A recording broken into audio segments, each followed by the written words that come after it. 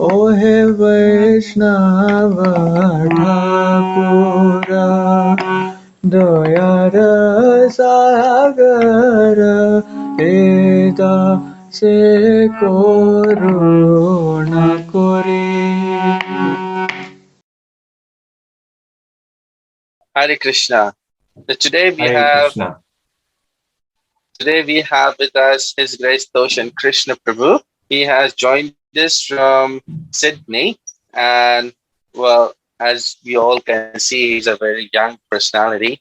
I'm very much impressed by Toshan Krishna Prabhu, by the standard of his sadhana and the focus by which he reads Shastra and can quote them and can understand them, and not just that, but he has adapted all of that in his life.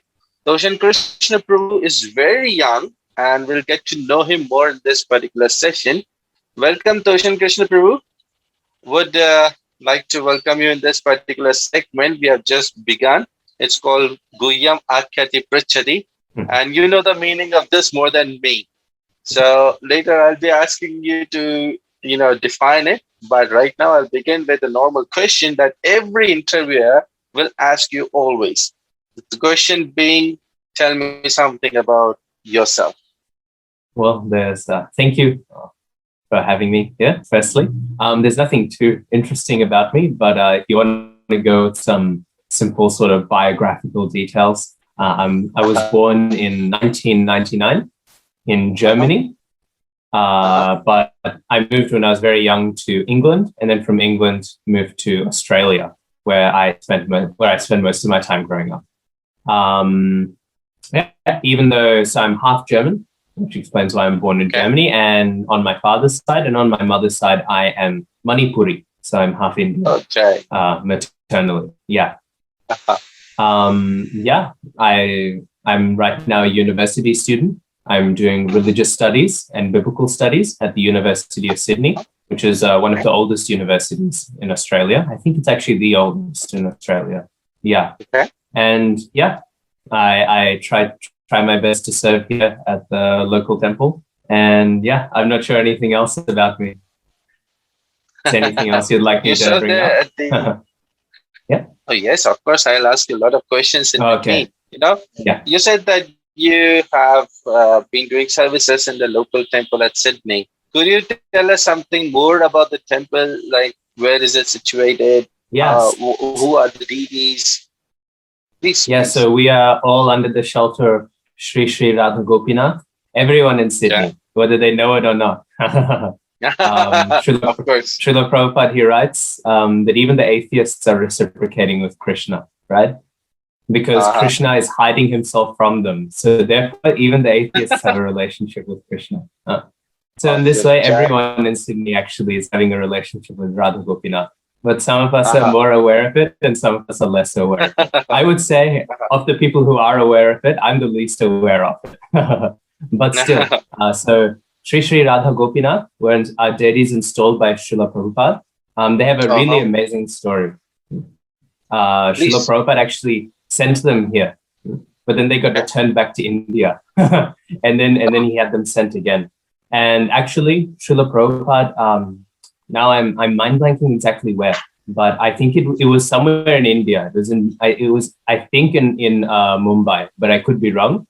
Srila Prabhupada actually worshipped Sri Sri Radha Gopinath there. So and when they were brought here, actually, all the devotees, they thought that Srila Prabhupada wouldn't be coming. So because they got a miscommunication. The communication that was sent to the temple here was Srila Prabhupada won't be coming, and then, he will be coming later. But the message got messed up, and all that it said was Srila Prabhupada will not be coming. So all of the devotees were very upset.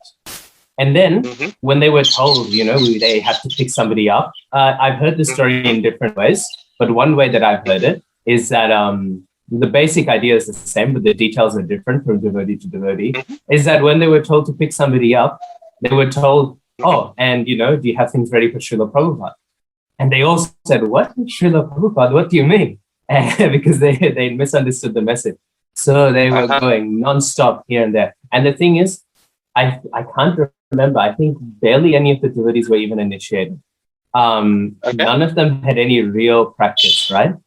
And when they came, Srila Prabhupada, he was not having a good time. What they did is they took all the garbage in the temple and they put it in one corner of the temple, which they assumed Prabhupada wouldn't go to. They told all the devotees, when we show Prabhupada around the temple, don't show him this part. And when Srila Prabhupada came into the temple, he said, hey, what's behind there? And Prabhupada went there and he saw all of these piles of garbage like this. And everything was completely not proper. The deity dresses were like so simple, Sometimes like they were just not at all appropriate for installed deities. And then, and it said that Srila Prabhupada, at one point, he was doing the yajna for the initiations, right? And while he was doing this yajna, he needed something. I forgot what he needed. I think he needed somebody to help him. Oh, no, he needed the Brahmin threads. I can't remember exactly what he needed. But the problem was that material that he needed, whatever it was that Srila Prabhupada needed, was actually locked away in the temple president's room. But the temple president was there helping Srila Prabhupada perform the yajna. And he had the key on the Brahmin's thread. We've all seen this, right? So he had his key on the Brahmin's thread. He couldn't take it up in the middle of the yajna to give it to someone. Yeah. And he also couldn't leave in the middle of the yajna. So one of the devotees actually had to kick the door down. So they heard this massive crashing sound of somebody kicking the door down to the temple president's room to get the item that Srila Prabhupada needed. So it was all not going well. And actually, they were cooking chapatis. You can read this is the last detail I say. You can read so many details. It's recorded in Kurma Prabhu. He's written this book called The Great Transcendental Adventure. And it records all these details of Srila Prabhupada in Australia. Kurma Prabhu is a senior disciple of Srila Prabhupada. So this last one, they were cooking chapatis for Srila Prabhupada. And one side was maybe all right, and the other side was completely kacha, like still like raw dough. And Srila Prabhupada, he took one bite and he said, "This is raw," And then what happened is then they said, "Oh, sorry," and they went back and then they cooked the chapati. And this time, one side was cooked and the other side was burnt. So then Prabhupada took a bite and he said, "This is burnt." So this was the standard. And Srila Prabhupada, Nrsinga Kavacha Prabhu, he was making this point because it's very famous actually. All of the devotees in Sydney and in Australia, they know this story because these were the first deities. Srila Prabhupada, he prayed to Sri Sri Radha Gopinath. He said, "I'm so sorry that I'm leaving you in the hands of these unqualified lectures here. I'm so, please, I have to go now to continue preaching. But please take care of them and take care of them and help them to serve you better." That was Srila Prabhupada's prayer. And so all the devotees, you remembered, it's both touching and also a little bit funny. We think, we are the lectures. But Nrsinga Kavacha Prabhu, who, if you don't know, he's the ISKCON deity minister. He is in charge of all of the deity worship for all of ISKCON. He was here and he was staying with me. And he was also giving classes for the 50th anniversary, which we just had of the installation of Sri Sri Radha Gopinath. Just 2 weeks ago, 50 years. And Nrsinga Kavacha Prabhu, he said that in the 50 years, we have seen how much the Lord is the devotee of his devotee. Because Sri Sri Radha Gopinath have trained up so many wonderful devotees in their service in these 50 years. If you were to see, you can go and check on the Facebook page, the Instagram page of ISKCON Sydney.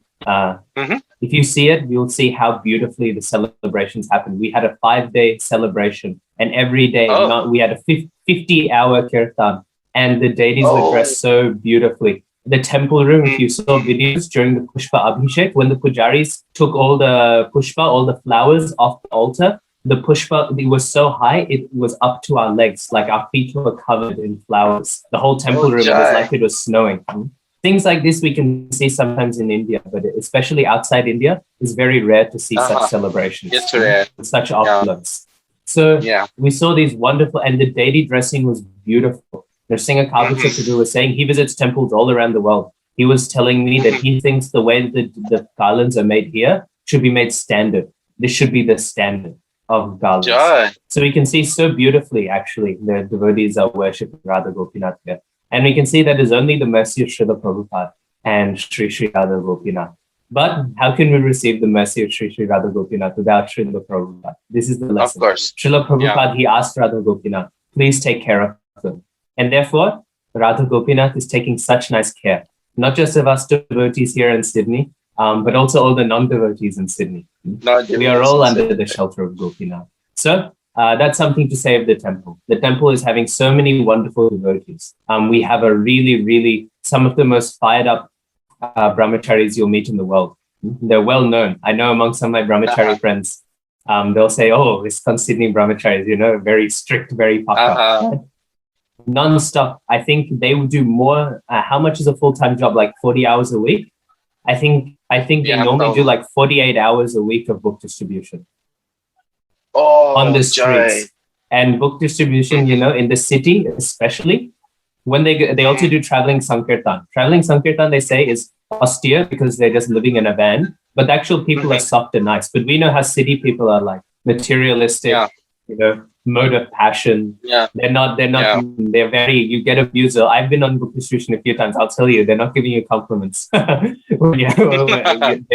I've heard some swear words. I definitely will not. I wouldn't repeat them at all. Forget about in a devotional interview. Like you'll hear the worst things, and constantly they're going out. Countless books there.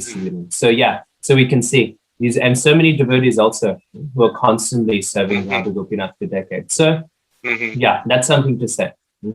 The temple is here. We are under the shelter of Radha Gopinath, and the devotees like me are under the shelter of the devotees of Gopinath.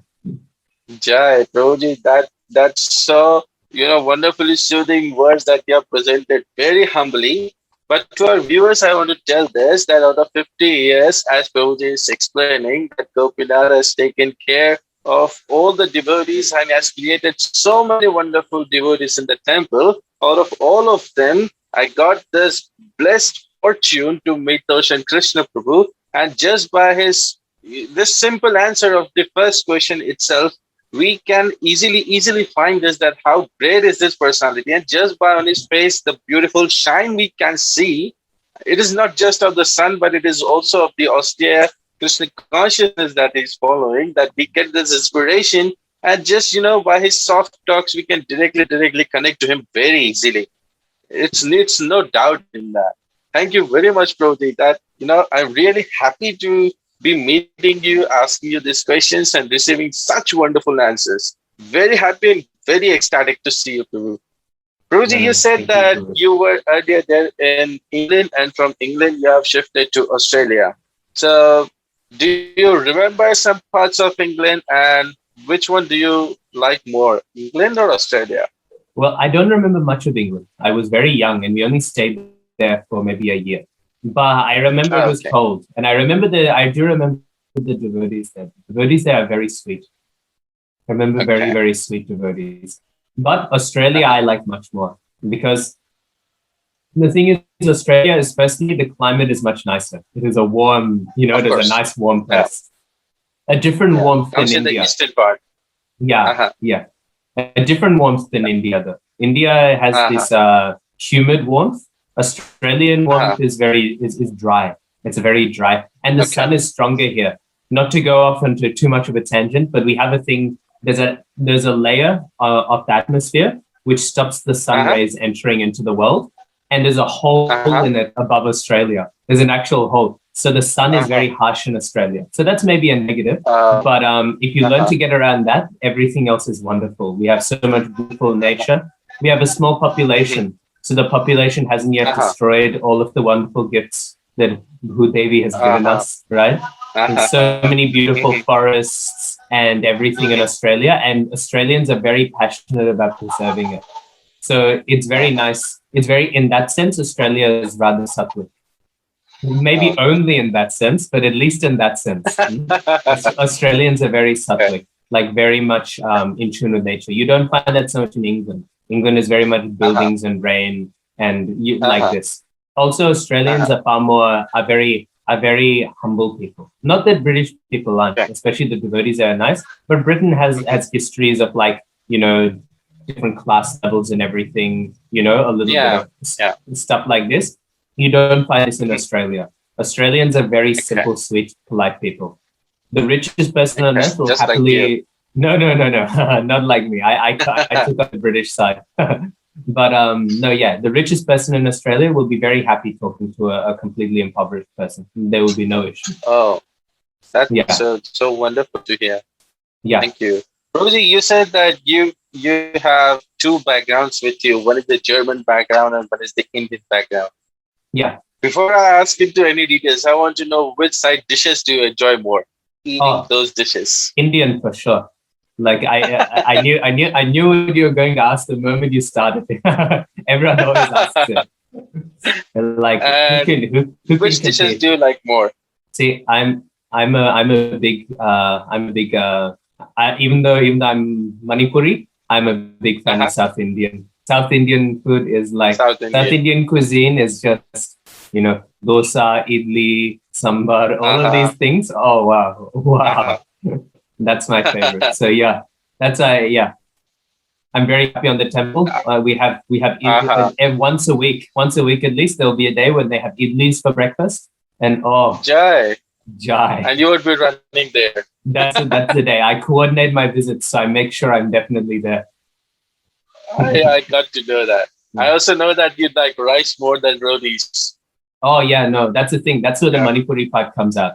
Uh-huh. Manipuri's roti, you'll maybe have like on the side one or two rotis, Uh-huh. maybe on a special day or something. But rice is Okay. every single meal. I feel like it's the opposite of like Okay. in UP. In UP, I've heard is like the Yeah. opposite. Is like Yeah. roti is, and sometimes you'll have a tiny bit of rice. But Yeah. for Mostly. East, yeah, in East India is the opposite. It's Everything's the rice, opposite. rice. Yeah, yeah, Yeah. And mostly in the southern India. They eat rice more over southern India also. yeah. And what dishes do you like of the German side?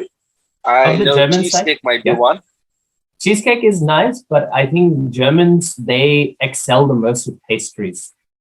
Yeah. Pastries and potato dishes. Like German Yeah. pastries, there's this one thing called Apfelstrudel.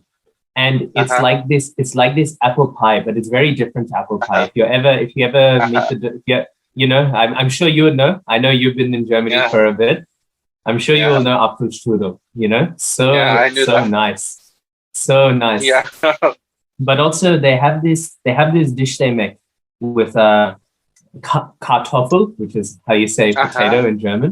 Yeah. Potato. It's Yeah. Kartoffel and Quark. Quark is a type of Wow. cheese, Uh-huh. Uh-huh. and that is also like really out of this world. The temple president in the Gauradesh temple, I was there in Mhm. Germany, Yeah. taught me the recipe of making cheesecake. And we made this using quark and schmand. Mm. Yeah. And I still remember till the day. The temple president, His Great Keshav Prabhu, he personally gave me this recipe saying that, okay, Prabhu, I'm only and only giving this to you. Please keep it with you. And I still today remember that taste also. Okay. I'm telling you, I Anyways, miss we the are just taste deviating. of quark. You don't get good quality quark in Australia. I understand that. Yeah. So, Prabhu, you said that you are born in 1999. Yeah. That just makes you almost 7 years younger than me, and Yeah. 2 years younger than my younger brother. So I would like to know this, that isn't this a little bit too young age to come to Krishna consciousness? Don't you think that you should have, enjoyed more in your college days, enjoy more in your youth time, and Yeah. rather having these all restrictions that ISKCON has given us for regulatory principles for eating, sleeping, all of that. Don't you think that should have come to Krishna consciousness later instead of doing all of these things? Okay, I might give a long response to this if this is fine. Yeah, of course. So, firstly, with the thing about is this maybe too early? Actually, the right time to have started would have been maybe 1,000 lifetimes ago. This is the second best time to start. And I guess that's the answer to the whole thing, because you can answer it in two ways, and that's why I'll say it'll take a while. If you accept reincarnation, and I think you should. I think, and again, that's too much of a tangent. I won't go into it.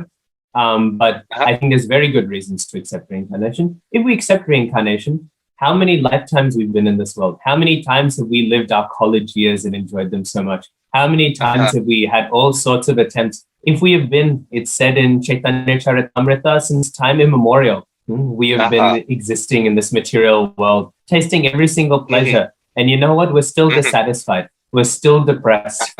We're still so, we still haven't gotten all that joy of our 20s that everyone keeps on talking about, right? How many millions and millions and millions of times have we gone to parties, and so many millions of lives have we had, so many, so all sorts of relations, have all sorts of, alcohol or whatever. How many gallons of alcohol and drugs have we consumed in our millions and millions of lifetimes, right? And what do we find? Yeah. We're still here, we're still dissatisfied. So why waste another lifetime doing all of this nonsense? Of course.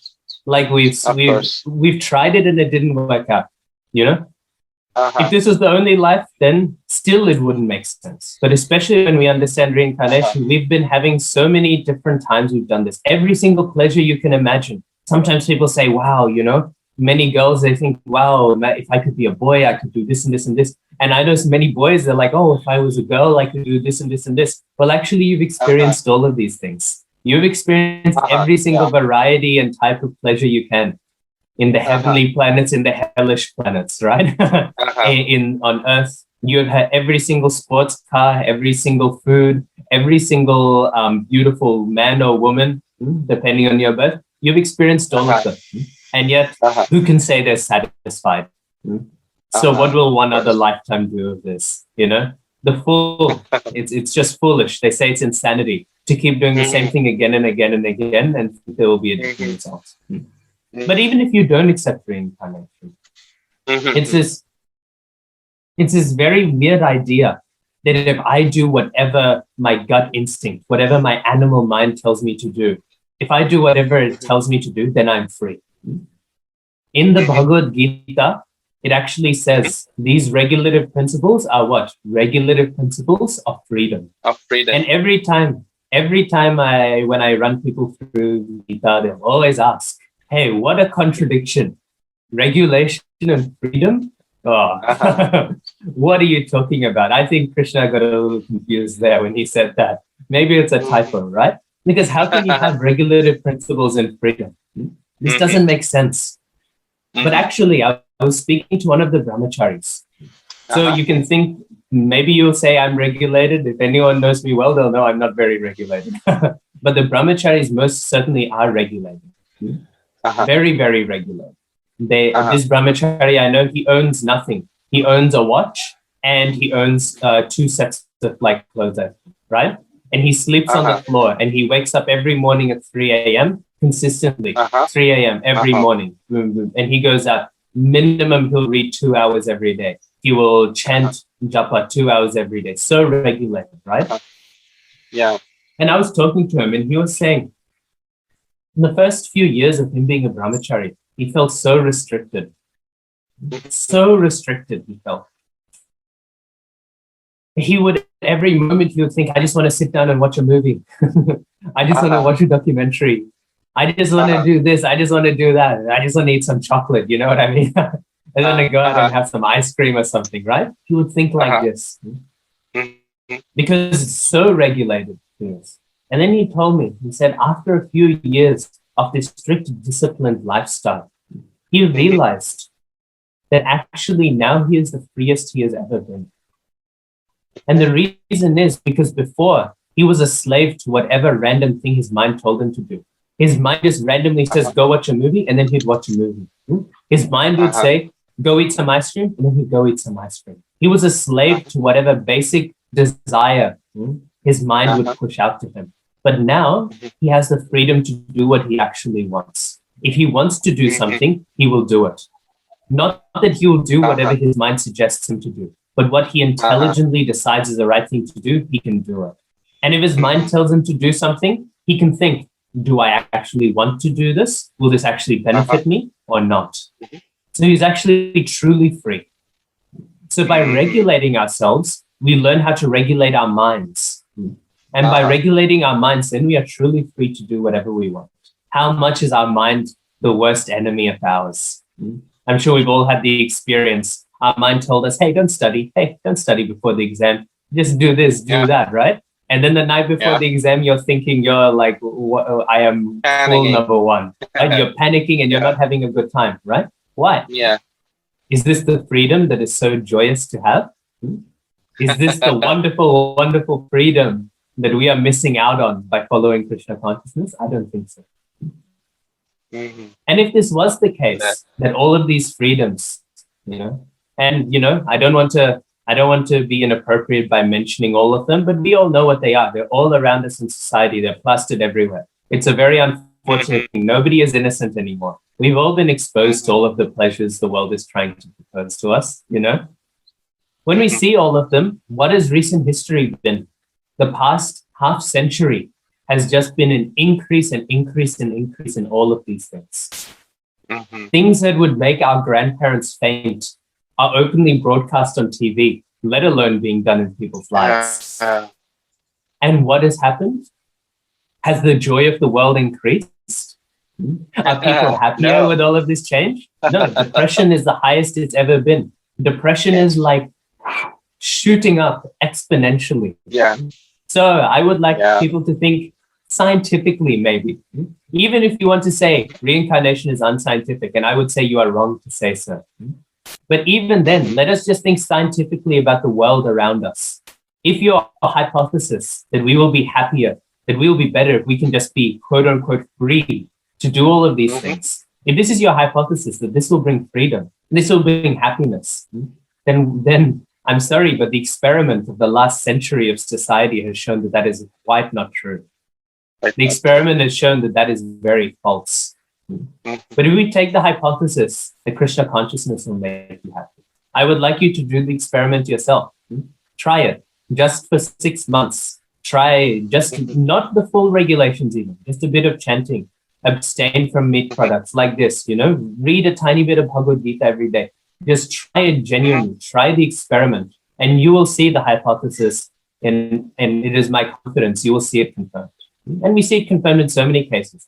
Who are the happiest people on the earth? I'm telling you, it's not these models, not them, it's not these millionaires. The happiest people on earth are people like Sri Chaitanya Mahaprabhu. The happiest people to have existed, Srila Prabhupada. Srila Prabhupada owned nothing. Srila Prabhupada owned nothing. And yet what joy, you can see the photos of his smile. What a sincere smile. Not this fake smile trying to hide so much suffering and pain. There was a Time magazine thing where they got these historians to measure who was the person to have the biggest impact on history. And they found the number one was no millionaire. It was Jesus Christ, right? Jesus Christ changed history by what? By telling people to love God, telling them to love God so much that they got so upset they killed him, right? Yeah. This is where power and happiness is. So we can see, maybe you'll say you're too lazy to do the experiment yourself. Not Arun Charan. I'm saying the theoretical person who's asking this. The theoretical person who's asking this, they might say they're too lazy to try. I want some evidence. Then look at the evidence. Look at the sadhus. Look at the devotees of Krishna. So much happiness, so much joy they are tasting. There you find. There the hypothesis has been proven to be much more than a hypothesis. And then with that confidence, you can take up the process of Krishna consciousness and prove it even more directly in your own life. Because we know for sure the hypothesis that this freedom for all sorts of other things, all it gives is depression. If you want depression, go ahead. I won't stop you. The answer that you have given, Prabhu, is such a wonderfully framed answer. I can understand this from your answer that you are such a great person that you yourself have realized this. Not just that you have realized it, but you are experiencing it around yourself every day and around when you might be seeing people who are not so acquainted with Krishna consciousness. And the way that you have explained it, it's so technical, practical, and theoretical all at the same time that it itself proves that what a wonderful standard of IQ you might be having and how wonderfully you would be happy in yourself to have been practicing Krishna consciousness. And, just being talking to you and listening to your answers even makes me more and more happy that yes, I'm talking and asking the right person, the right question, and the answer that I'm getting is so perfect that even I am enjoying to know all of these things again. Although I have heard this earlier, but I again and again enjoying the same things to listen from you because the answer that you're giving me is coming from a perfect consciousness. Thank you very much, Prabhu, for this particular explanation. Prabhuji, after this wonderful answer, I know that you have realized Krishna consciousness very wonderfully. But I would like to go to the basic question every devotee is asked. How did you come to Krishna consciousness? So this is a question that of course every devotee is asked, and there's a few things I want to say. One thing, I'm very happy that you've asked this question. I'm happy with all the questions that you've asked because it gives me an opportunity to speak about Krishna and Krishna consciousness. Yeah. So that's the greatest favor that anyone can do anyone is to give them the opportunity to speak about Krishna. But this one is especially I like because with all the nice words you're saying, I very much appreciate them. But practically, none of them can really be true of me. Anything that I say of value coming only from those people who brought me to Krishna consciousness and continue to bring me into Krishna consciousness. I have no real realization of myself. I'm only repeating what I've heard from my spiritual master, my guru, and my param guru, my guru's spiritual master, and so on and so forth. What I've received through the Guru Parampara and all the other wonderful people who helped me in Krishna consciousness. So, every sweet word you're saying, I very humbly accept, and then I say, and then I pass it along to all of them. But any of the faults I will have, any faults I have, I will take the credit for the faults. I'll happily share. But yeah, no. So this question allows me to go a little bit into that. So I was born into a family of devotees. Both my parents had been practicing Krishna consciousness for maybe like a decade or so before I was born. Both had spent times in ashrams in the holy Dham. So in that sense, I've always been exposed to Krishna consciousness in some form or another. Krishna consciousness has always been there in the background of my life, right? There's photos of, there's a photo of me as a baby with, I don't know if you know Ravindra Swarup Prabhu. He's a very senior disciple of Srila Prabhupada. There's a photo of me as a baby being held by Ravindra Swarup Prabhu and things like that, right? And when I'm very, very little, like, pulling Ratha Yatra, and Ratha Yatra pulling the Rath, stuff like this. So I was exposed to Krishna consciousness, and very mercifully my parents, especially, of course, my mother. The mother is the first guru for most of us, in the material sense and also in the spiritual sense for me. And so, so I can owe it to because of that guidance that I was first introduced to Krishna consciousness. But I wouldn't say I took it too seriously I sort of just went along. And then when I was around 14 or so, maybe a little earlier than 14. In the years leading up to me being 14, I was very convinced. I just thought, actually, all of this is nonsense. I was thinking, I can't believe any of this. I'm very scientific. You first get exposed to science and all, and then you think, I'm too smart for any of this, yada, yada. Anyways, it's a long, long story, actually. I won't go too much into all of the steps from there because they're a little dry and boring. But eventually, I like to read. And the more and more I read this tiny little blip, I sort of realized, actually, that's stupid. It's stupid to say there is no God. It's stupid to say none of this, right? Actually, and this is a common experience. There's this one famous YouTuber named Cosmic Skeptic. And he started his YouTube channel like 10, 11 years ago. And when you watch his early videos, he's saying, religion's stupid, there is no God, like this, he would say, right? Like just one of those classic YouTubers. And then what happened is, unlike the other YouTubers who do that, he actually went and got a degree in philosophy. And he's doing his PhD, I think, at Oxford, somewhere very prestigious in philosophy, right? And just by learning philosophy, not by learning theology, he's not learning about scriptures or anything, he's just learning how to think. He's now said, actually, I have no good argument against God.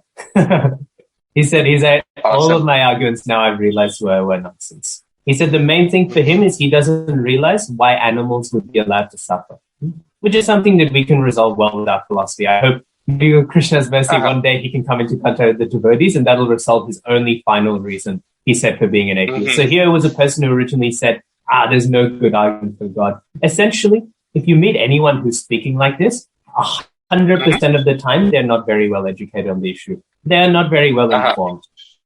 I've heard Richard Dawkins is probably one of the most famous atheists.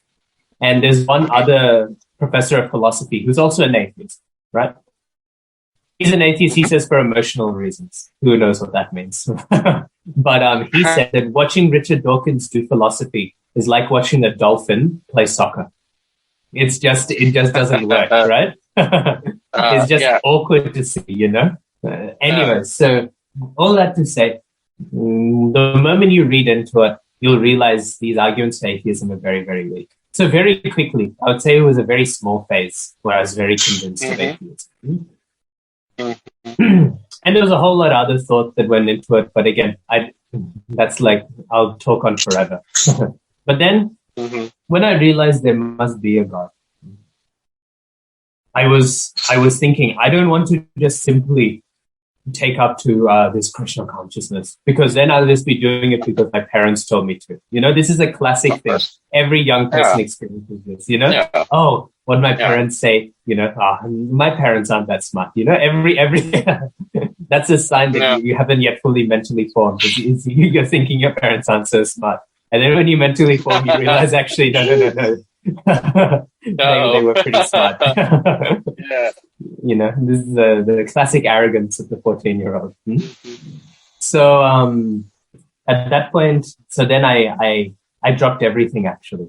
Like, not literally, I was still in school. I didn't drop out of school, but I dropped any other hobby or interest I had. And I spent all of my time just studying. Because for me, I was thinking, I want to understand this absolute truth. Because what else can be, if absolute truth exists, and it must exist, right? Then every other thing is only a secondary issue. Because if absolute truth exists, then it must be the absolute issue. If there's an absolute truth, then the question must be the absolute question. You understand what I mean? So all the other questions I'm asking must be secondary. Why am I bothering with all these other questions I'm wondering if I don't even know the absolute question? This must be the highest question. Does that make sense? And so with this sort of mindset, I read a lot, I would say. Something like 4 or 5 hours a day I would read. And I would read everything. I was reading so much. And I barely touched. There's so much to read. I won't lie. I won't try to present I'm an expert in anything, right? There's 4 or 5 hours reading. Maybe in 30, 40 years, you can say I've realistically read a lot, right? Not in a few years. But still, with this reading, I tried. I just wanted to see what is the best, not what is the best, what is the fullest answer? Because everything I would read, there was something good in it. I cannot say like a fanatic that in the Bible there is no value, that even in the Quran there is no value. How can I say, right? I would find so many beautiful things. And when you read those books, there are so many beautiful things. But I was trying to find who is having the fullest conception, who is having the absolute understanding of the absolute truth. Because these all seem to be relative understandings of the absolute truth. And so I was reading, and there's one notion you'll find throughout when you really go deep into all the traditions and you study the people called the mystics. The mystics are the people who actually met God. They didn't talk about God, but they experienced God. This is the definition of a mystic. Somebody who is not speaking just dry philosophy, but somebody who is practically experiencing God. There is one thing they would always say. God is love. God is beauty. This is the central message that all of them would say. You'll find this expressed even in the Bible. In 1 John, it says, he that loves not knows not God, for God is love. It's a very famous passage. So I was finding stuff like this. And then when you read like the ancient Christian monks, the many, all mystics actually, not just of Christian traditions, of every tradition in the world, they are speaking of this Mm-hmm. beautiful transcendence that is just filled with love. So I was coming to understand whatever this absolute truth is must be absolute love. Must be love and beauty in Mm-hmm. its fullness. That's what I was thinking. And as I was thinking this, of course, still I was resisting inside. My parents say that's Krishna, but it's not Krishna. So I was thinking like this, and I still remember then, but I was still studying. And of course, I was reading Bhagavatam and all. It's not that I was avoiding Bhagavatam. I was reading Bhagavatam. I was reading works by Christian, Muslim, Buddhist, Taoist, all of these different thinkers. I was reading all these sort of books. And then, of course, other sampradayas, works of Ramanujacharya, like this. I was reading all of these sort of books.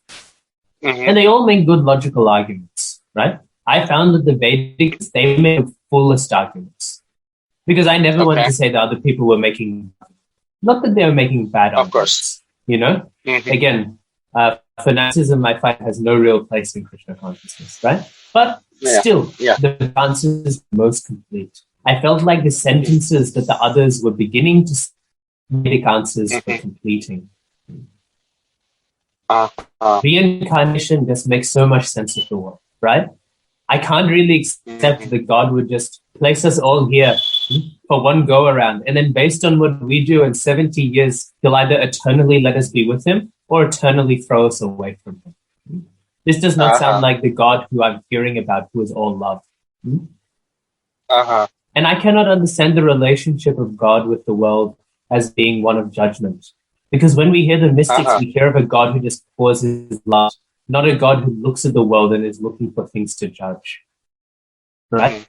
I couldn't see how legal punishment is the expression of God. To me, this seems to be the expression of humanity. Expression, but still not the full expression. Not that I was hearing about these people. I was mentioning here, Jesus.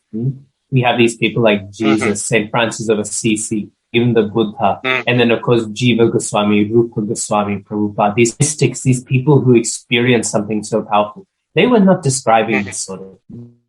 But the Vedic conclusion was coming closer and closer. But I was thinking, of the Vedic conclusions, there are so many Vedic conclusions, especially in modern days. Although I would say most of the two Vedic. You go into modern India. For every person there is, every corner you turn, there's another person claiming to be Bhagavan, right? You turn one corner and there's a person who says he's Bhagavan. You turn the corner, here's the person who's Bhagavan. Bhagavan's like, I think you probably say that a quarter of India is apparently Bhagavan. So many people are saying so many things in modern times. And then, anyway, so I went into details. As I said, it gets a long thing. Yeah. But I was realizing that it would have to be one of the traditional groups, is based Shastra. Because I can't, because I don't want to do something sensual and whimsical. Because otherwise there's no meaningful way to understand what. Right?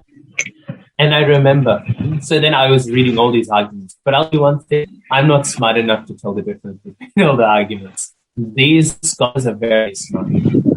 But one day I was listening to the Harikatha of Holiness Mahanidhi Maharaj. And His Holiness Mahanidhi Maharaj, a disciple of Srila Prabhupada, he was speaking. He spoke this beautiful, beautiful katha. And he was saying, what is the definition of Vrindavan? That was the question he asked. He said, the definition of Vrindavan. The definition of Vrindavan is that place where Radha and Krishna leave their foot dust from when they dance. This is the definition of Vrindavan. And I remember hearing this. I remember having goosebumps going up my arm. I had the biggest goosebumps. And I realized, of course, we can make a philosophical argument back and forth, back and forth. But what do we know? God is love and God is beauty.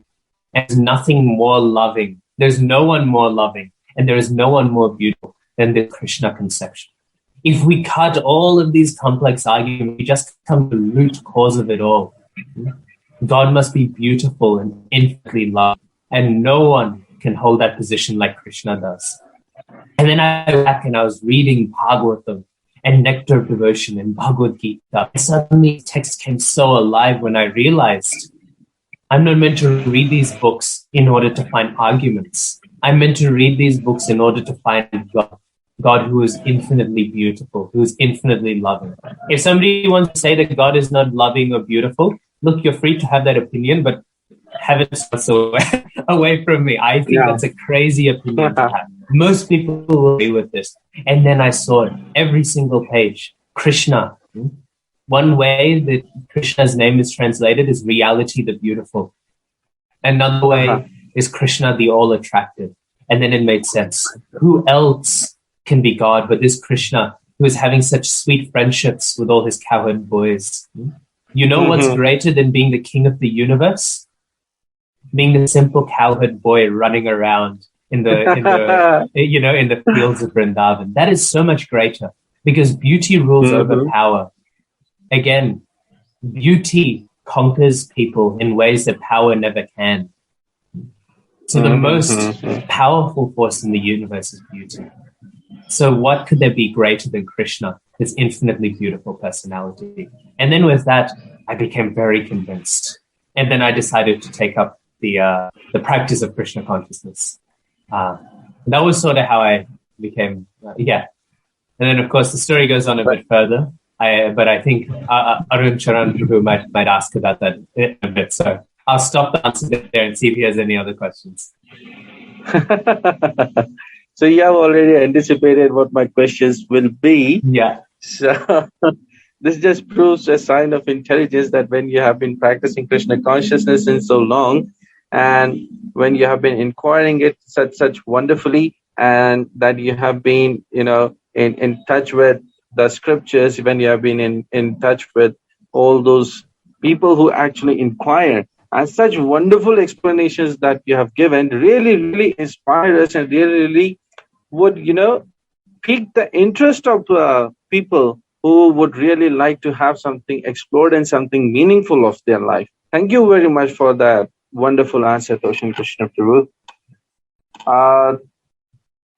I would like to ask one question here, that your name from the birth is not Toshan Krishna Prabhu. No. It is something different. Tiilak. And then it has been changed to something different. Would like to know that story. Yes, so this is the story that I was anticipating. So this is the next step. This is the next step on. I just thought everyone will be getting sick and tired of my voice. So let's mix it up a bit. But I know exactly where Arun Charan Prabhu wants to go with it. So after this question, I have no idea. Then I'm back in the darkness. Anyway, so at this point then, I still read other books. It's not that but then my main study was here in Srimad Bhagavatam, Bhagavad Gita, Srila Prabhupada's books, Chaitanya Charitamrita, especially Krishna book. Krishna book and Nectar of Devotion are some of the most beautiful books you'll ever read. Nectar of Devotion in particular, I love, because some people might object, well, I don't think Krishna is infinitely beautiful. Nectar of Devotion will explain logically why Krishna is infinitely beautiful. So anyways, I was studying these books, and these books are very clear. You cannot actually study these books on your own. And you need to have guidance. Because Krishna consciousness is not theoretical, is not navel gazing, as we say in Australia. Is that a saying in India as well, navel gazing? Navel gazing, no. It means you're just looking into your navel, like you're just sitting down and thinking like this. It means you're doing nothing with your time, right? Because it just means you're doing, you're just hunched over, just thinking random ideas, right? This is not Krishna consciousness. Krishna consciousness is not something theoretical. It's something very practical. It's the most practical thing. And if we learn anything practical, we can't just learn from books. I can't just read a book and then know how to drive, right? I can't just read a book and do heart surgery, right? If I read a book on heart surgery and I did a surgery, there'd be some very, very angry relatives of the person that I just killed, So there is a strong practical aspect. So we need guidance, right? We need guidance in order to understand how these books are realized and practiced. So with this, I was very concerned that I want to have guidance from a person I can have full trust in.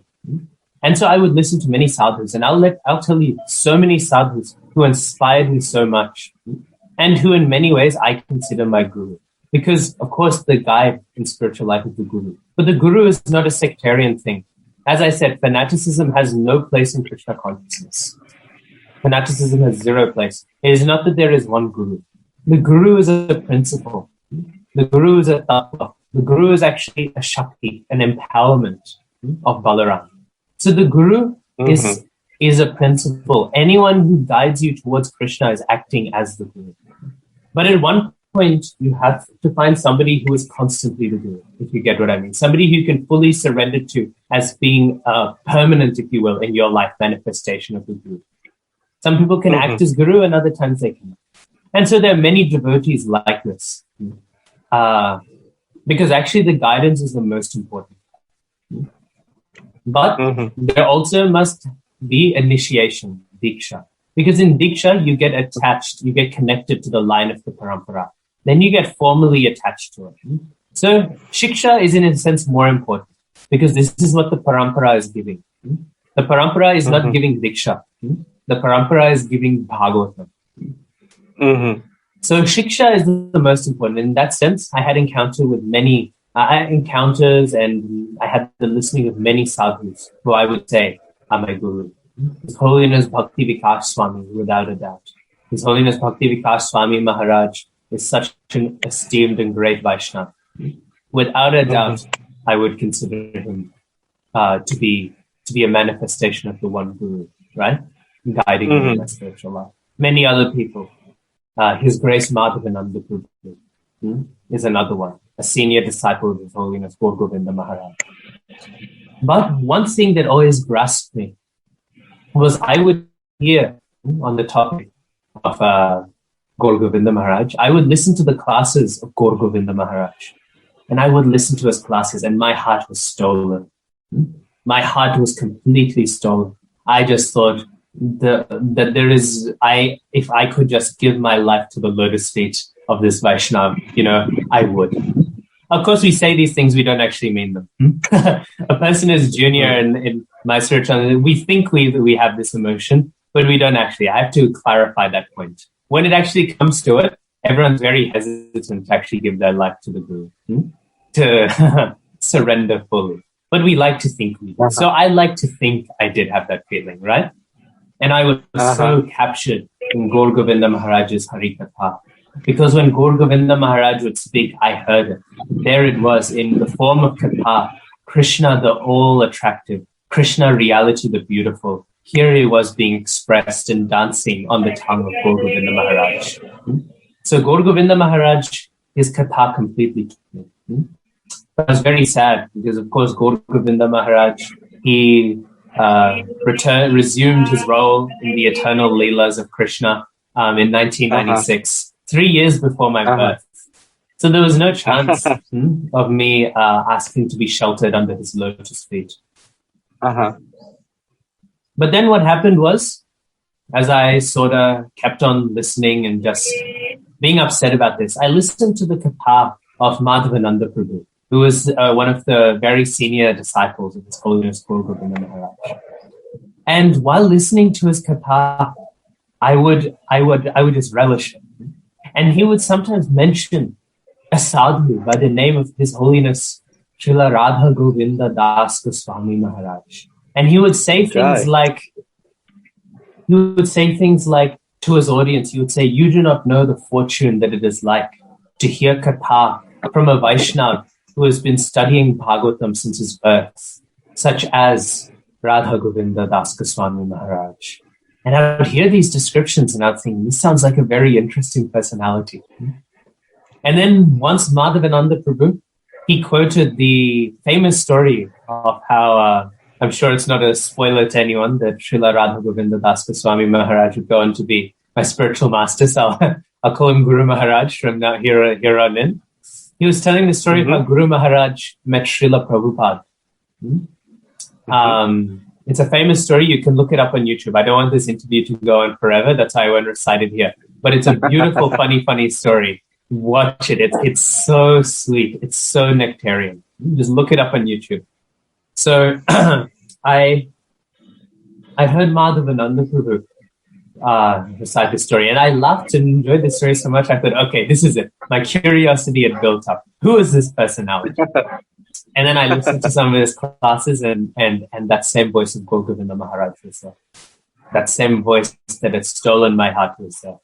And in that moment, I was so stolen. And still, rascal that I am, I was thinking, oh, will I surrender to this spiritual master, right?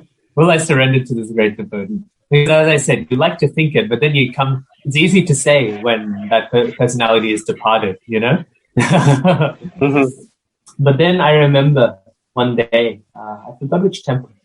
I think in New Govardhan. But I could be wrong. New Govardhan is a farm in Australia, one of the farm communities in Australia. And it's on a hill. It's on a really big hill. That's why it's called New Govardhan, right? Very cute. Okay. So I was singing the Gurvashtakam in the morning. Now, if any of you don't know how the Gurvashtakam goes, you can look it up. It's this wonderful set of verses by Vishwanath Chakravarti Thakur glorifying the spiritual master. And it's glorifying the spiritual master in the full sense, glorifying the guru in the fullest sense. In one sense, it's glorifying the guru, but in the other sense, it's describing who the guru is. It's both, right? And I remember singing it.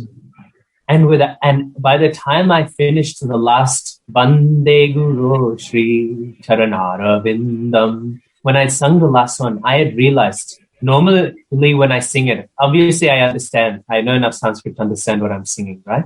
I had realized that without thinking it, each quality that I'd sung, I had been thinking about Srila Radha Govinda Das Goswami Maharaj. And I've been thinking about how each one of these qualities is in Guru Maharaj. I had realized, even without, I hadn't gone out trying to find it. I had realized that each time I was meditating on each quality, I've been reminded of Guru Maharaj. And then at this point, I thought, well, it's never going to get any clearer than this. So then, it's another long story about how I was able to how I asked to come under the shelter of Guru Maharaj and how I was initiated. And that's a very fun story to tell. But eventually, of course, then Guru Maharaj, he initiated me, and then my birth name is Tiilak, which I still sometimes go by. It was a name given to me by devotees. So it's not it's not a kami name, as sometimes people will say. But by and large, I go by Toshan Krishna Das now. This was the name that my spiritual master gave me. That story is so intriguing, but at the same time, I would like to ask you the meaning of your spiritual name. What does this mean? Yes, Toshan Krishna. Sure. So Toshan means to satisfy or to sustain. Krishna, as I've already said, means Krishna, the all-attractive personality, reality, beautiful. So, and Das refers to me, the slave, or at least what I hope to be. I hope to be the servant or the slave of Toshan Krishna. So Toshan Krishna, what does that mean exactly then? For Krishna to be the sustainer, the satisfier. These are the different things we can do. On one hand, it's very, very literal. Our existence, we do not exist without Krishna willing for us to exist, right? We are all Shaktis of Krishna, right?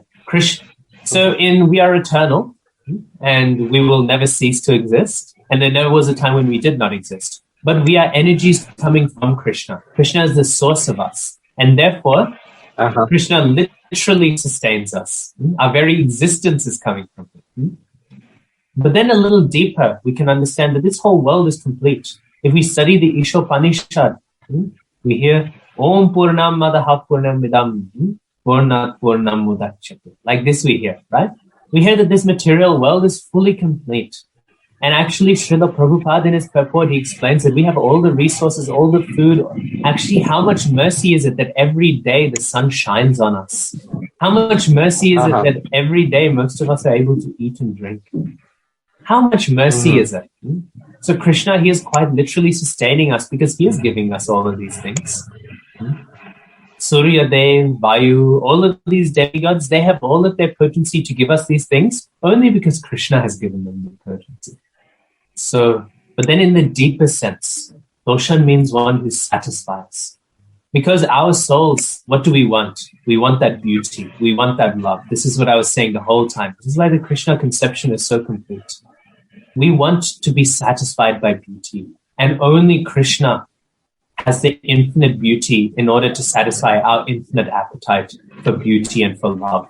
And therefore, he satisfies the souls of all of those unsatisfied souls in this world. And therefore, he is also Toshan. So this is what Toshan Krishna means. And the Das is just the identity that my spiritual master so mercifully encouraged me to take up. So wonderfully explained about that, Prabhu. So up till this time, you have continuously been speaking, referencing the scriptures that you have read, the Prabhupada books and the commentaries by the Acharyas and all. And right now also in your background, I see there are many books. Yeah. Would like to know how many books have you actually read, which books are kept there, and which one is your most favorite book? So regarding this, how many books I've read, I don't know. I lost track a long time ago. No, I didn't lose track. I just never counted. I never counted. I've been a reader since I was very, very young. I was very, very shy and introverted before I reached my teenage years. Then the opposite happened. Now I'm a very extroverted person.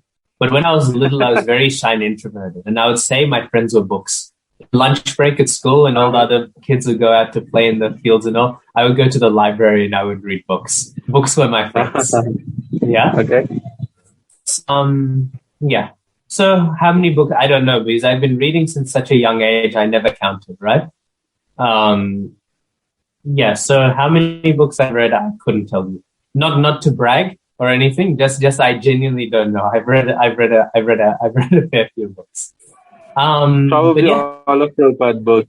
Yeah, all of Prabhupada's books for sure. Prabhupada's books. But that's the thing. You say you've read all of Prabhupada's books, but each time I read them, I feel like it's the first time. Of course. I on the one hand, yeah, I've turned the pages and my eyes have looked at the words. But have I truly read them? I don't know, you know? Can I say I've read Prabhupada's books? I don't know. There's so much depth to them. It's miraculous. That's the only word I can say for the profundity of Srila Prabhupada's books. A miracle is all that you can describe it as. Mm-hmm. But yeah, so I have all of Prabhupada's books here. I have a few other Shastras. I have Bhagavatam study guides. I also have the Bible. I have a few Bibles. I have the Quran. I have a few books on this religious history of the world, stuff like this. I have a few, and then I have Bhagavad Gita commentaries from other acharyas and stuff like this. Nothing too out there. Yeah, I have the books of Govinda Maharaj, the Upanishads. Yeah, just stuff like that, I like. And which is your favorite? Oh, which is my favorite? It's a tie between two books. The Chaitanya Charitamrita, which you can see up there, Chaitanya Charitamrita, or the Nectar of Devotion. I think those two books, Nectar of Devotion or Chaitanya Charitamrita, those two books are just something else. Just something else. Yeah, I just love them so much. All of Prabhupada's books tie, but sometimes people will say, "Oh, you can't have a favorite book." Oh, that's not actually true, because they're all equally potent, right? I can't say that one's better than the other Srila Prabhupada's books. They're all infinitely potent. But I'm a personality. I can have one that I relish more. And the two that I relish the most, they're tied: Nectar of Devotion and Chaitanya Charitamrita. Chaitanya Charitamrita is the text which is written in Bengali, and I know that you know Bengali. Yeah.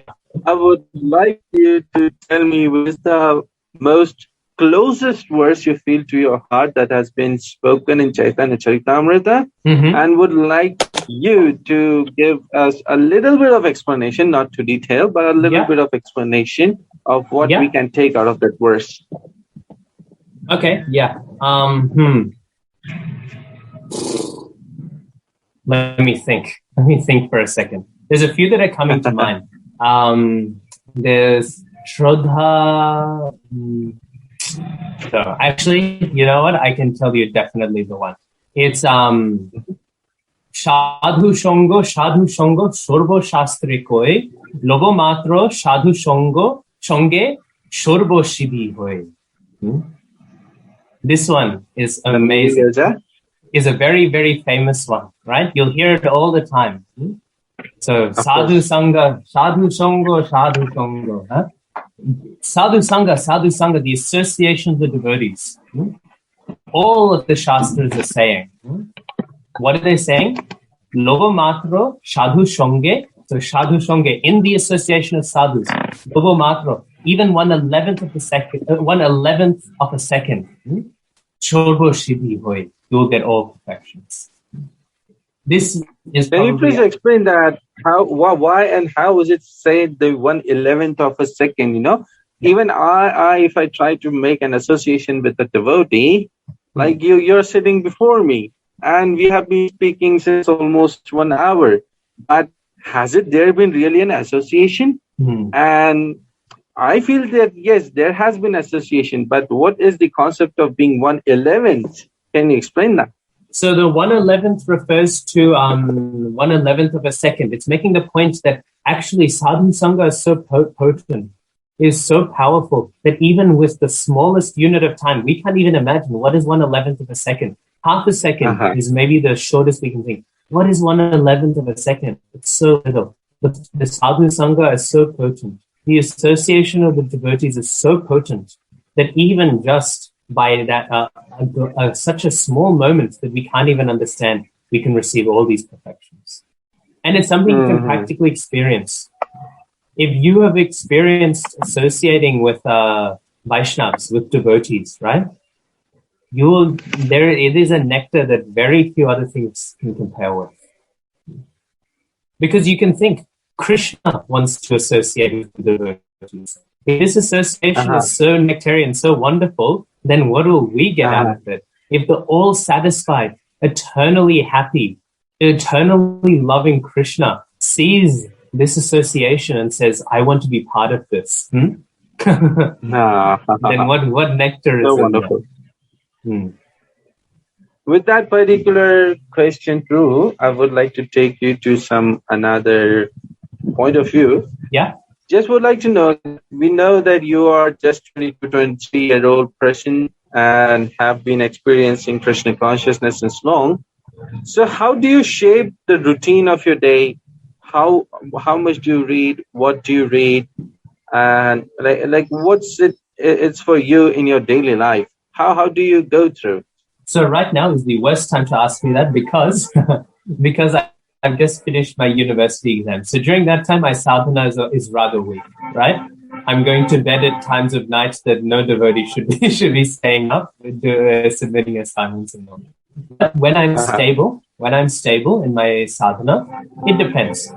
If I'm in full holidays, like no university at all, then I try to rise at 4, and I'll sleep at 9 p.m., right? But during you wake up university, at 4 and you sleep at 8. Yeah, during university, because of the way that university timetables works, it's a little less than that. I normally get up at 6, 7 at the latest in the morning, and I'll go to bed at around 10. That's during university time. But I try to. The goal is 4 o'clock, but you also have to be realistic, So then I try first thing in the morning to chant at least 8 of my rounds, but normally I will chant 16 rounds of japa, right?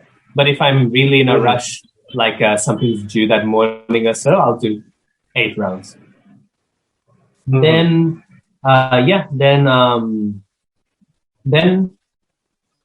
the sort of day happens. Then I surrender to whatever is normally on in my day. And I'll normally set aside a time. I'm rather flexible with this. I'll set aside 2 hours to read Shastra.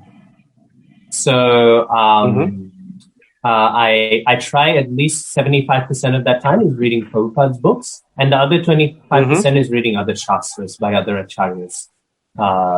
Maybe Brihad Bhagavatamrita. Right now I'm reading. Or something like Laghu Bhagavatamrita, Tattva-sandarbha, or maybe, I'm soon going to be reading in my 1.5 hours Nectar of Devotion, and in my half hour Bhakti Rasamrita Sindhu, the original Sanskrit. So I'll read them side by side. So that's normally, and then I'll do more reading, but that's my own personal interest reading. So I'll normally read 2 to 3 hours a day.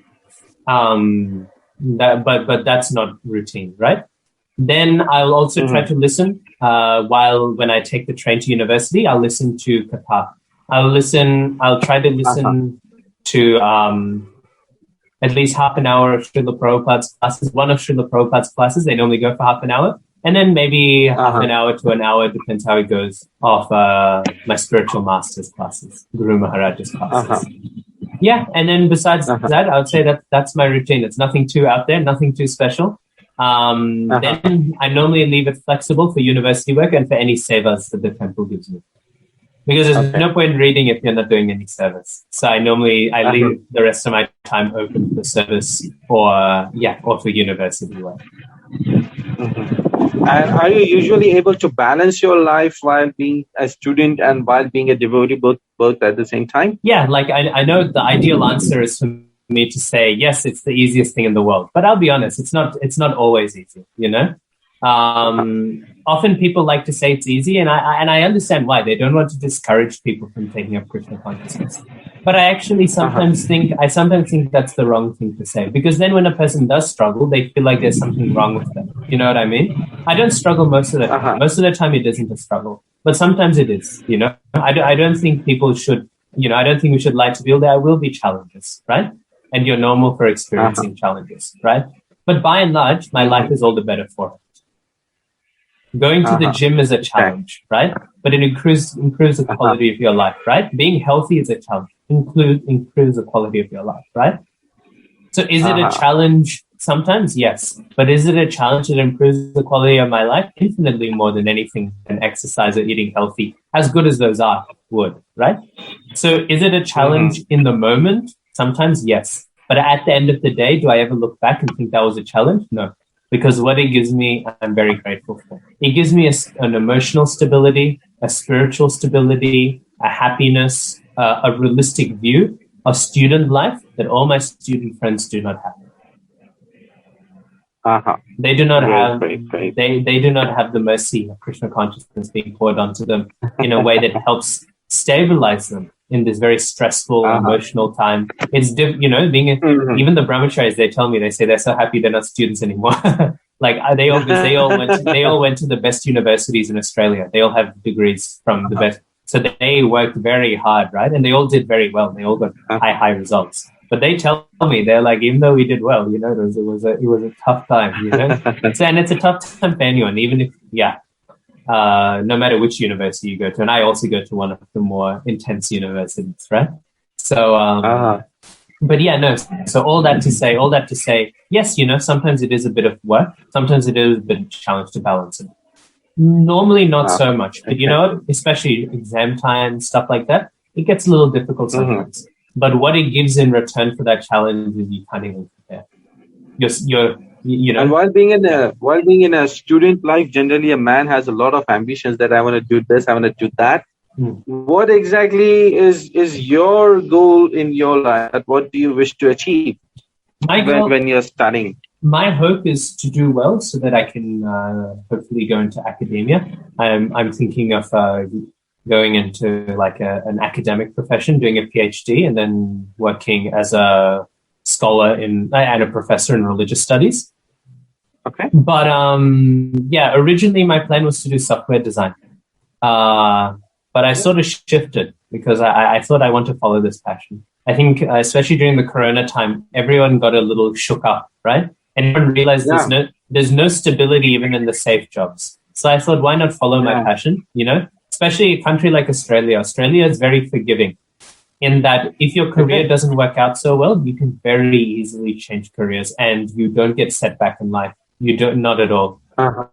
You can still do very well.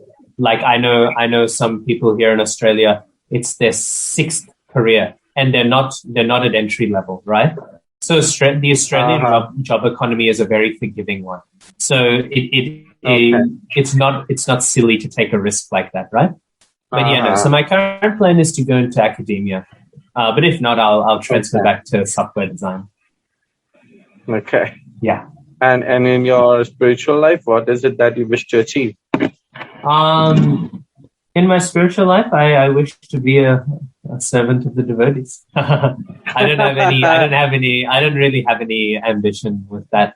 Really, if I can please the devotees, then I'll be happy. That's my only aspiration. And I find life is easier that way.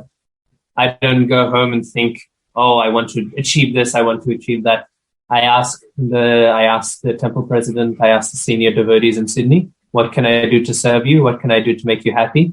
And they say, they'll say, we need this seva done, we need this done, we need this done. And then I do it, and then I'm happy. Okay. Sorry, I can't give too amazing an answer to that. No, that was an amazing answer. What could be amazing than becoming servant of the devotees? I knew that this answer was coming, but still was just a little bit interested to know what would you speak. Anyways, so my next question to you would be this: that out of so many things that happen in Krishna consciousness, it's like prasadam is there, kirtan is there, service is there, book reading is there, giving lectures is there, deity worship is there. So many things we have in Krishna consciousness. Which one piques your interest and is very close to you, by which you yourself connect to your spiritual master and connect to Krishna?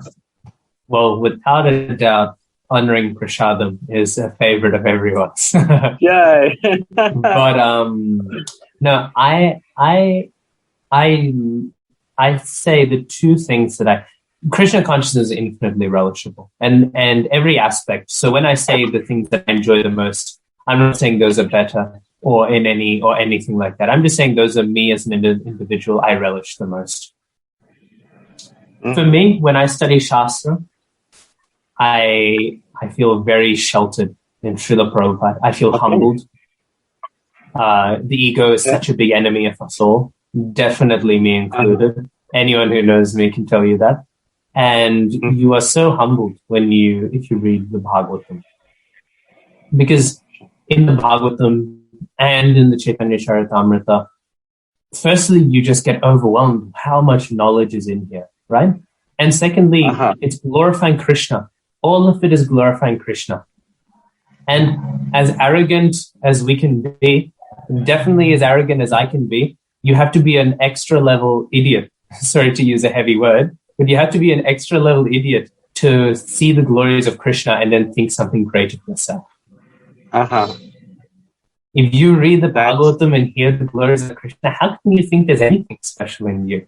Right? Yeah. So when I especially love reading because of this, I feel that impact it has on me.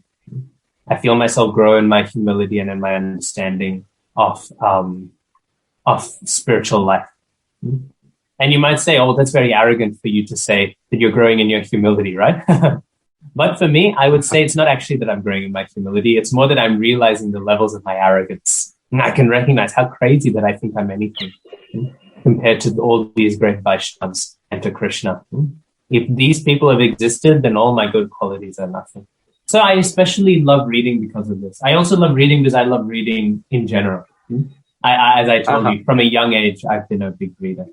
But then I would say actually the thing which I feel the most inspired by is reading, but also is giving classes, speaking Krishna Katha. And I find the reasons why are not that I enjoy the attention so much, right?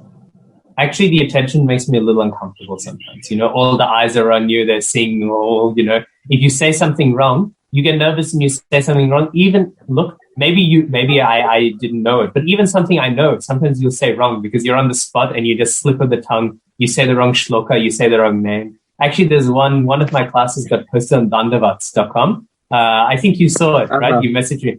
And in that one, I mixed up, who did I mix up? I mixed up Katwanga and Kakudmi, two completely different personalities in the Bhagavatam. And then at one point I stopped and I was like, oh, wait a second. I'm saying the wrong name. And then all of the brahmacharias are like, yes. Like I could tell it was bothering them that I was using the wrong name. So, all of these things. So it's a little nerve-wracking, right? But I find, firstly, my spiritual master, our spiritual master, of course, Arun Charan Prabhu, I'm sure you all know, is my dear God brother. Guru Maharaj, he is so much invested in speaking Krishna Katha, right? So much invested in speaking Krishna Katha. So I feel this closeness to the mood of Guru Maharaj, who is so inspired to speak Krishna Katha. When I speak Krishna Katha, I feel close to him. Secondly, when you learn how to properly give Bhagavatam class or any form of class, you're not actually relying on your own knowledge. You're not actually relying on your own reading.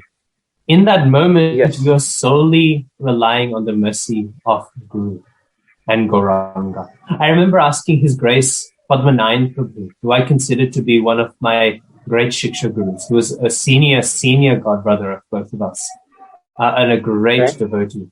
He's the director of the Mayapur Institute. I once asked him, I said, this is when I first started giving classes. And I asked him, I said, how should I prepare for Bhagavatam class? And he said, and I was expecting study tips. I was expecting all sorts of things, right? Study tips, how to structure the class. He said, pray to Gurudev for mercy. That is how you prepare for Bhagavatam class. And I've kept this with me. Whenever I say the every answer is stealing my heart, Prabhu. With your answer, you're stealing my heart. Whenever I say the Mangala Charan, I just think of Gurudev. I try not to just repeat these words, but I think of Gurudev and I'm praying, what do I know? Please inspire me. And I'll tell you one thing, and this is the experience of a lot of devotees I know. I've talked to them. They've experienced the same thing. When you give Bhagavatam class in this mood, you will say realizations that you had not realized. You will say things that you did not know before. That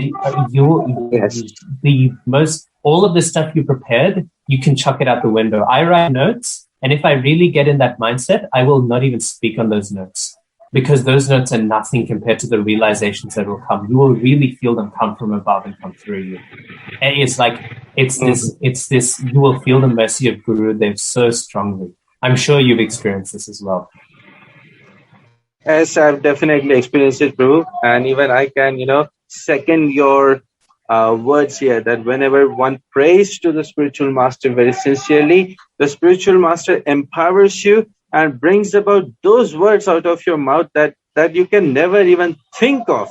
So it is not that you are just giving a lecture and somebody is sitting and listening, but it is the consciousness that is elevating, and it is the spiritual master who is working through you to help out the other souls. And at the present moment, as he is working through you to help me out, I'm very, very grateful for your answers, Prabhu. Your answers are so heart-stealing and so beautiful that I just don't want the sessions to stop. I just want this to last for the day.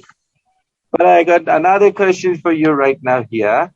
That is, that of all the things that Srila Prabhupada has given us, of all the things, what is that particular unique thing that you wish to thank Srila Prabhupada for? This was one thing I was reflecting on recently, and I included it in an offering I wrote during the 50th anniversary. We were reading out offerings to Srila Prabhupada. And it was something I was thinking about, because I was thinking, actually, Srila Prabhupada, if he wanted to, he could have eaten the whole world. If Srila Prabhupada wanted to, he can do anything. Srila Sanatana Goswami Pad mentions in his commentary on the Damodar Ashtakam. He says that because Mother Yashoda, what did she tie? She tied the belly of Krishna, right? The belly of Krishna is the belly from which all of the Garbho, the Kashai Vishnus are coming from. And from the belly of Vishnu is coming what? All of the material universes, right? They're all situated on the belly, right? So this is the belly which all those bellies came from. Mother Yashoda, by tying a knot and conquering that belly, she has actually conquered all the material universes. Everything has been conquered by Mother Yashoda tying this with her. And Sanatana Goswami says this is true of all the devotees. So Srila Prabhupada, if he wanted to, he could conquer the whole universe. Like Vamana Dev, he could put all his feet and spread Krishna consciousness all over the universe. And yet we know he did not. There is ISKCON in every continent of the world. He started Krishna consciousness everywhere. But the fact of the matter remains that not everyone on earth is a devotee. Yeah. And so I was reflecting on this. How do we reconcile these two things? How do we reconcile that Srila Prabhupada, Patita Pavana, who was capable of doing everything, did not bring everyone to Krishna consciousness? Mm-hmm. And as I was reflecting on this, I realized that the only way that we can purify ourselves, the main way that we purify ourselves, is through service and preaching, is through spreading the Sankirtan movement. Srila Prabhupada has so mercifully left some small jobs for us to do in order that we may progress in our spiritual lives. This is what Srila Prabhupada has left for us. He has left for us this great, great mercy of so much service. Srila Prabhupada is such a great devotee. He could have satisfied all the service that ever needed to be done ever. But out of his mercy, he left some preaching for us to do. He left some service for us to do. What is Srila Prabhupada's mercy? I would say Srila Prabhupada's mercy is that the fact that we can even do service, the fact that we can even do anything in Krishna consciousness, this can happen only by Srila Prabhupada's mercy. So Srila Prabhupada's mercy is endless. Like, I could go on forever and ever and ever, but this is one thing in particular I've been reflecting on. This is one aspect of his mercy, the endless mercy that he just drowned the world in. Only a greatly realized person, only a greatly realized soul, and only a person who feels genuine gratitude, and only a person who understands what is the importance of this movement and really, really inspires to achieve and do something for the glorification of Srila Prabhupada would speak those words, Prabhu. This is what I got from your answer. Really. It's just not making up of some words, but this is what I'm really experiencing. If you could understand my heart, then you would really, really get my words right now. In this entire session, Prabhuji, you have explained that how can a youth take to Krishna consciousness is that by questioning. That if there is an absolute personality, then there is an absolute question, and then there is an absolute answer. My question will be that how can one take to Krishna consciousness? There is one why and there is one how. So could you please reflect on this, that being a youth, if some youth person just wants to explore the Krishna consciousness, then how can he do that? Yeah, that's a good question. I think obviously it goes, we are all individuals. This is the beauty of Krishna consciousness. Krishna consciousness as a philosophy is the most individualistic of all. Krishna consciousness takes into account that we are all individuals. So this is the main point actually, Krishna consciousness does not say don't be an individual. It says be an individual to the fullest degree. So because Krishna consciousness says this, we can never give clear-cut answers, right? How should each person do it? It's on a case-by-case basis, right? But that actually ties into what I would say with the how. There's very few universals, but one of them is chanting. Just chant. A steady amount each day. 1 round a day. 2 rounds a day. If you're ambitious, 64, but maybe be a bit more realistic. 1, 2, 3 rounds a day, right? And then try to come into contact with the devotees. Try to associate. That was why I said this sadhu sangha. Huh? This text from the Chaitanya Charitamrita, because it isn't exaggeration. It isn't hyperbole. The association with devotees is worth its weight in Chintamani jewels. Forget about gold, right? So this association of devotees is so important. And you can't actually taste Krishna consciousness without it. So chant, get the association of the devotees, and start reading Prabhupada's books. A great one, if you seriously want to start trying, a great one that's for serious beginners as a category is Science of Self-Realization. Is a great book. Or Bhagavad Gita as it is for very serious beginners, but Science of Self-Realization, I think, is a really, really great book because each section is a short section. You can just read one tiny section each night before going to sleep. And then from there, after coming to association with the devotees, they can personally guide you further and further and further, as far as you want to go. You don't need to become a brahmachari. You don't even need to start getting up at you don't need to get up at 4 o'clock in the morning. You don't actually need to do anything. In Krishna consciousness, the whole Krishna consciousness process is about adding Krishna to your life. And if you don't want to, and then at one point, sorry, it's about adding Krishna to your life, right? So these are ways you can add Krishna to your life. People will start removing things from their life in order to make more space for Krishna. But everyone has at least some space for Krishna, right? You don't need to get rid of other things. Maybe at one point you'll realize Krishna is so great you want to make space for him. But you don't need to get rid of those other things. You have some space in your life like this. Chant, get the association of the devotees at your local ISKCON center, and read just a tiny bit each night of Prabhupada's books. That's some Krishna that anyone can fit into their lives. So wonderfully answered, Prabhu. So wonderfully answered. And now I come to my last question of the session. Such a wonderful session that it has been. So, of all the incarnations that Krishna took, accepted, and he appeared, and of all the leaders, all the pastimes that we read and we understand and we know through all, which one is your favorite Leela that you relish the most? So do you mean like avatars of Krishna, or I can include Krishna Leelas as well? Of all the incarnations. Okay. Nrsimhadev, Vamadev, of all of them. Can I give 3 answers? Is that all right? No, you need to choose one. Because, okay, so I'm going to give the 3 answers in a sneaky way by only answering one. So if we were to say including Krishna's devotees, because all of Krishna's devotees are also pastimes of Krishna, right? Because Krishna is there, Krishna's devotee is there, then Krishna is there, even if we don't see him in the pastime, right? Then my favorite pastime would be Vritrasura pastime. There's a long explanation I can give why about that. Vritrasura pastime is the deepest, most profound part of Bhagavatam. For me, it is not the deepest, but it's one of the most profound parts of Bhagavatam. For me, the Vritrasura pastime explains fully the message of the Bhagavatam, that bhakti rules over everything.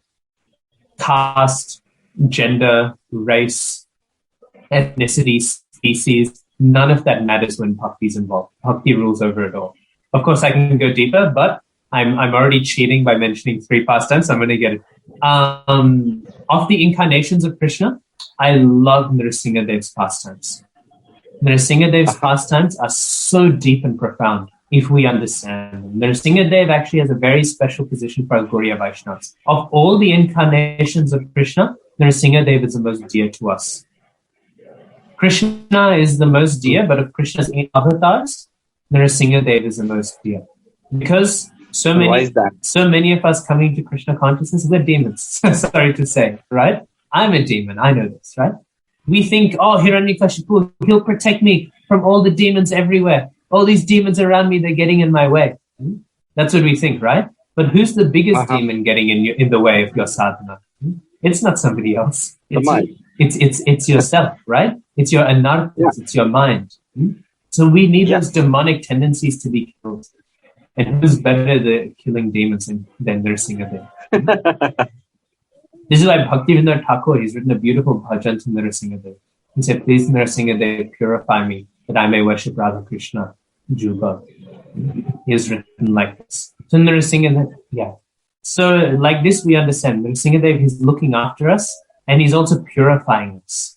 Which is why sometimes we'll have all these problems in our lives, right? And we can sometimes get worried and we think, why is Nrsimhadev not protecting us? But we should actually have full faith. Nrsimhadev loves killing demons. He's killed all the obstacles. So whatever obstacles remain in our lives, they're merely the remnants, the prasad of Nrsimhadev. Because Nrsimhadev has already gone ahead and destroyed all of the obstacles in our life. Whatever is left is merely the Mahaprasad from his nails. So we should honor any obstacles and any struggles in our life in the same way we honor Mahaprasad, knowing it to be the remnants of Sri Sri Nrsimhadev. But of my favorite pastimes, it's such a big tie between Govardhan Leela and Kaliya Leela. I'm going to have to say those two. Those two tie together. I think that those two are my favorites. Yeah. You have chosen 4 now. It's now not I've 3 chosen now, it's 4. 4. It's, before, if you don't stop me now, I'll end up saying every pastime in the Bhagavatam.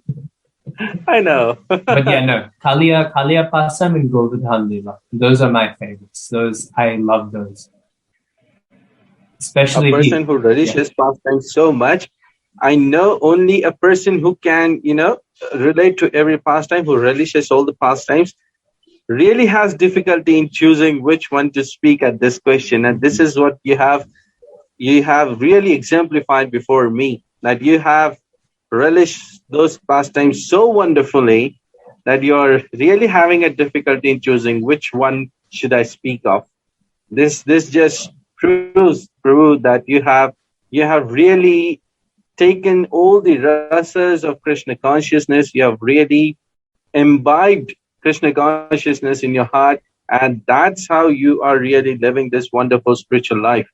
The bliss on your face itself reflects the spark in your heart. And I really wish to thank you, Toshan Krishna Prabhu, that you have accepted this request to join with us, to connect with us today.